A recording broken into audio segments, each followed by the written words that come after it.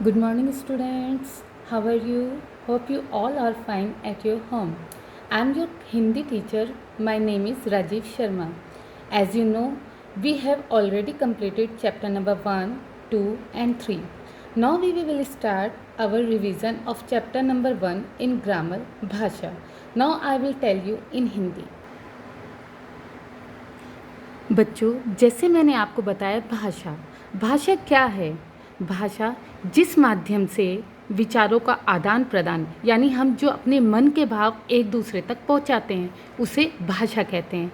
इसके द्वारा मनुष्य अपने विचार, हमारे मन में बहुत सारे विचार आते हैं, भाई हम कैसे एक दूसरे तक पहुंचाएं, तो उसके लिए हम मनुष्य अपने विचारों को दूसरे तक पहुंचाते हैं तथा दूसरे के विचारों को ग्रहण करते हैं। हमारे जीवन में भाषा का बहुत बड़ा महत्व है। विश्व में कई तरह की भाषाएं बोली जाती हैं, जिसमें अंग्रेजी, फ्रेंच, रूसी, चीनी, अरबी, फारसी, जापानी, हिंदी, संस्कृत आदि अनेक भाषाओं का प्रयोग होता है। हमारी राष्ट्रीय भाषा पता क्या है? हिंदी भारत की राजभाषा है। अंग्रेजी, उर्दू, पंजाबी, बांग्ला, गुजराती, मराठी कई तरह की भाषाओं का भी प्रयोग यहाँ पर होता है। अच्छा, आपको पता है बच्चों की भाषा के भी दो रूप होते हैं। कौन कौन से हैं? भाषा के मुख्यतः दो रूप होते हैं, एक होता है मौखिक, दूसरा होता है लिखित। तो सबसे पहले हम आपको यहाँ पर भाषा के मौखिक रूप का प्रयोग करके बताएंगे। मौखिक, जैसे इसके मौखिक बोलने से ही पता चल रहा है, यानी मुंह से बोले जाने वाली बातें। भाषा के इस रूप में हम अपने विचार बोलकर दूसरों तक पहुंचाते हैं, जैसे रेडियो व टीवी पर आने वाले समाचार, वार्ता यानी बातें, खेल विवरण यानी खेलों वाले समाचार, गीत संगीत, अन्य टेलीविज़न पर होने वाली बातचीत मौखिक भाषा के विभिन्न रूप हैं। अब मैं आपको बताती हूँ लिखित भाषा के बारे में। ये है लिखित भाषा। लिखित भाषा यानी कोई लिखा व पढ़ के बताना। भाषा के इस रूप में अपने विचार लिखकर हम एक दूसरे तक पहुंचा जाते हैं। पुस्तकें, समाचार पत्र, पत्रिकाएं आदि ये सब लिखित भाषा के विभिन्न रूप हैं। वैसे तो कहते हैं कि हमारी जो भाषाएं हैं मुख्यतः दो रूप हैं, मौखिक और लिखित, लेकिन कुछ विद्वानों का विचार है कि सांकेतिक भाषा भी एक तरह की हमारी भाषा होती है। आपने बेटा बाज़ार में तो जाते ही होंगे, रोड पे देखते होंगे ट्रैफिक सिपाही खड़े रहते हैं कई बार रोड पे, चौराहे पर, तो वो संकेत द्वारा यानी इशारे से आपको दाएं बाएं का इशारा करके समझाते हैं। तो जो ट्रैफिक सिपाही संकेतों द्वारा लोगों को दिशा निर्देश देते हैं, ये इसका प्रमुख उदाहरण है। अब आपने लिखित और मौखिक भाषा के बारे में जान लिया।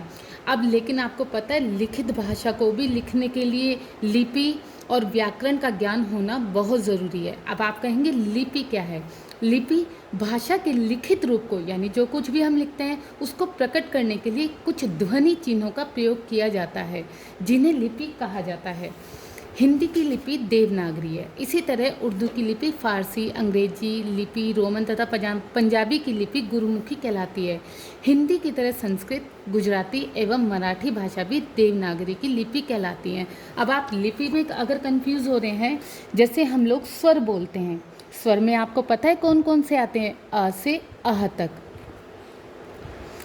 अह तक, इसके बीच कई मात्राएं आती है, जैसे आ की मात्रा, ओ की मात्रा, ए की मात्रा, आई की मात्रा और औ की मात्रा। ये सब हमारी लिपि क्रमबद्ध दी जाती है। इन्हीं से हम ध्वनियाँ बनाते हैं भाषा बोलते हुए, तो इसका ज्ञान भी बहुत ज़रूरी होता है। ये हमारी लिपियाँ कहलाती हैं। अब लिपि के साथ साथ, अब लिपि का मैंने आपको बता दी कि किसी भी भाषा को लिखने के लिए लिपि का जानकारी होना बहुत ज़रूरी है। उसी के साथ आता है हमारा व्याकरण। व्याकरण क्या है कि भाषा का प्रयोग करते समय उसके शुद्ध रूप, स्वरूप का ध्यान रखना आवश्यक है। शुद्ध रूप यानी जैसे हम लोग आराम से दूसरों को अपनी बात समझा सके। अगर मैं ये कहूँगी कि मुझे बाज़ार नहीं जाना, तो ये तो सीधा यानी शुद्ध रूप बोला। अब मैंने बोला नहीं, मैं बाज़ार नहीं जाती हूँ, तो ये इसका अशुद्ध रूप हुआ। तो इसके लिए भाषा का प्रयोग करते समय उसका शुद्ध स्वरूप होना बहुत ज़रूरी है। इससे सरलतापूर्वक विचारों का आदान प्रदान किया जा सकता है। भाषा के शुद्ध रूप को जानने के लिए व्याकरण का ज्ञान होना आवश्यक है। या छोटे में कह दीजिए कि व्याकरण वह शास्त्र है जो हमें भाषा का शुद्ध उच्चारण करने, शुद्ध रूप से लिखने तथा उसे ठीक प्रकार से पढ़ने व समझने योग्य बनाता है। भाषा के अशुद्ध प्रयोग से अर्थ को समझने में मुश्किलें उत्पन्न हो जाती हैं। जैसे अब एक ये उदाहरण है, रोहित ने संजय को काटकर अमरूद खिलाया।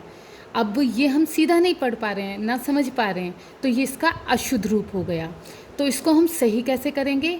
रोहित ने संजय को काटकर अमरूद खिलाया, इसका ये रूप है रोहित ने अमरूद काटकर संजय को खिलाया, तो ये हो गया इसका शुद्ध रूप। पहले वाक्य में शब्दों का क्रम बदल जाने से, पद क्रम मैंने आपको पहले भी बताया था, पद यानी ये जो हमारे शब्द कहलाते हैं ये पद कहलाते हैं, तो इनको सही अगर हम क्रम में नहीं लिखते तो ये अशुद्ध हो जाते हैं। तो इनको सही क्रम में लिखने से ही अर्थ बनता है, वरना शब्दों का क्रम बदल जाने से अर्थ का अनर्थ हो जाता है। इस प्रकार की अशुद्धियाँ व्याकरण के ज्ञान के बिना दूर नहीं हो सकती। व्याकरण को जानने वाला बोलते समय उच्चारण की शुद्धता और लिखते समय शुद्ध वर्तनी, यानी वही मैंने जो आपको बताई वर्तनी मात्राओं का ज्ञान होना बहुत ज़रूरी है। शुद्ध उच्चारण से शुद्ध लेखन में सहायता मिलती है। अब आते हैं शब्द विचार। अब शब्दों का विचार कैसे करें कि वह सही है या गलत है या कैसे, तो इनको हम अलग अलग 4 भागों में बांट देते हैं। जैसे उत्पत्ति के आधार पर, प्रयोग के आधार पर, रचना के आधार पर, अर्थ के आधार पर। यानी उत्पत्ति यानी उत्पत्ति कैसे हुई, प्रयोग यानी उनका प्रयोग कैसे करना है, रचना उनको बनाने का ढंग, अर्थ यानी उनका अर्थ बिल्कुल सही होना चाहिए।